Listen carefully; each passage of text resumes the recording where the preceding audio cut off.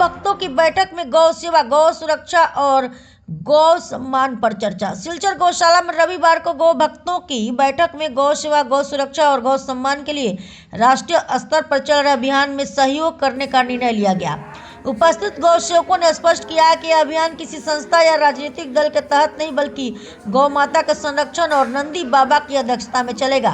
बैठक में गौ माता को राष्ट्र माता का दर्जा देने, गौ हत्या पर पूर्ण प्रतिबंध, गौ रक्षा के लिए केंद्रीय कानून, गौ तस्करी में संलिप्त अपराधियों को आजीवन कारावास, गौशालाओं को मनरेगा से जोड़ने, गोबर गौमूत्र आधारित अनुसंधान विश्वविद्यालय स्थापित करने जैसी मांगे रखी गई।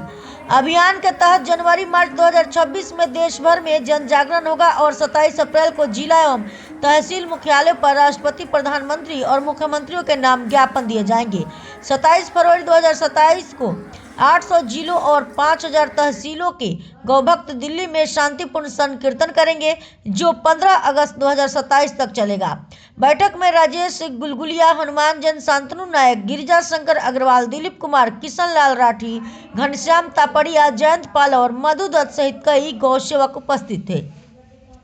कोई ना कोई ठोस निर्णय लिया जाए, क्योंकि कथा के माध्यम, प्रवचनों के माध्यम से सिर्फ लोग सुनते हैं, उतनी देर याद रखते हैं, उसके बाद फिर भूल जाते हैं। तो क्या किया जाए, क्या किया जाए?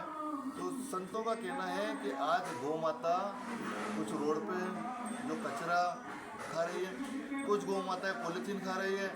और बहुत सी गौ माताएं कत्ल खाने में जाकर वो काटी जा रही हैं। लगभग 80,000 गोवंश प्रतिदिन किसी न किसी कारण से, चाहे वो एक्सीडेंट का माध्यम हो, पॉलीथीन का माध्यम हो या कत्ल खाने का माध्यम हो, इन माध्यमों से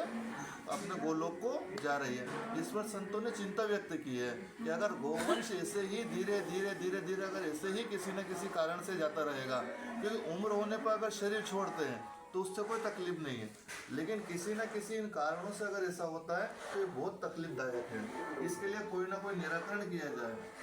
तो संतों ने इस चीज़ के लिए छोटे से ये प्रयास किया कि जिस तरह से शासन द्वारा निर्मित मध्य प्रदेश में गौ अभ्यारण्य है, जो शासन के द्वारा निर्मित है, बनाया हुआ है, और वो गौ अभ्यारण्य हमारे पथमेड़ा वाले जो महाराज जी है, वो पथमेड़ा वाले महाराज जी को दे दिया, क्योंकि शासन ने उस गौ अभ्यारण्य को चला के देखा 4-5 साल, लेकिन उनके जो कर्मचारी है वो किसी न किसी रूप में गौ माता की सेवा नहीं कर पाए। इसलिए जब गौ माता की वहाँ और ज़्यादा दुर्गति होने लगी तो शासन ने अपने शिवराज सिंह जी चौहान थे उस टाइम मुख्यमंत्री, तो उन्होंने पथमेड़ा वाले महाराज जी को सुप्रत कर दिया। आज 2-3 साल से पथमेड़ा वाले महाराज जी बड़े अच्छे सुचारू रूप से चला रहे हैं और सभी गौ माताएं बहुत बढ़िया है। लेकिन उस गौ अभ्यारण्य में शासन के द्वारा 70 रुपये पर गौ माता को दिया जाता है प्रतिदिन का।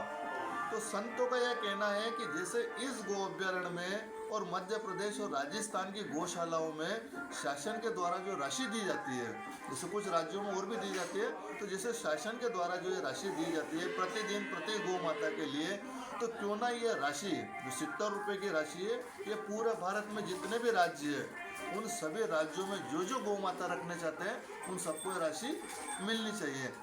जगह जगह कहीं पे 100 बीघा जमीन है, कहीं पे 200 बीघा जमीन है, कहीं पे 500 बीघा है, तो कहीं पे 5000 भी है। अभी जो गौ अभ्यारण्य का मैं आपसे जिक्र कर रहा हूँ वो 5000 बीघा जमीन में बना हुआ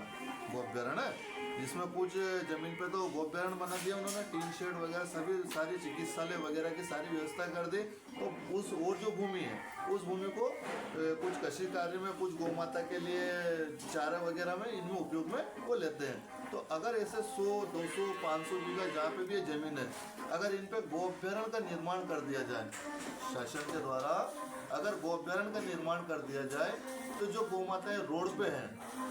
वो गौ माताएं वहाँ पर व्यवस्थित और सुचारू रूप से वहाँ पे रहने लग जाएगी। गौ माता के प्रति उनको दे दिया जाए। तीसरी बात संतों ने रखी है कि अगर गौ माता को राष्ट्र माता का दर्जा मिल जाता है, तो अगर राष्ट्र माता का गौ माता को दर्जा मिल जाता है, तो जिस तरह से हमारी अपने माँ और पिता के प्रति जिम्मेदारी होती है, हमारी अपने परिवार के प्रति जिम्मेदारी होती है, वैसे ही शासन की भी गौ माता के प्रति जिम्मेदारी होगी कि वो गौ माता को जब राष्ट्र माता बनने के बाद हमें किस तरह से उसे जवाबदारी से उस काम को पूरा करना है।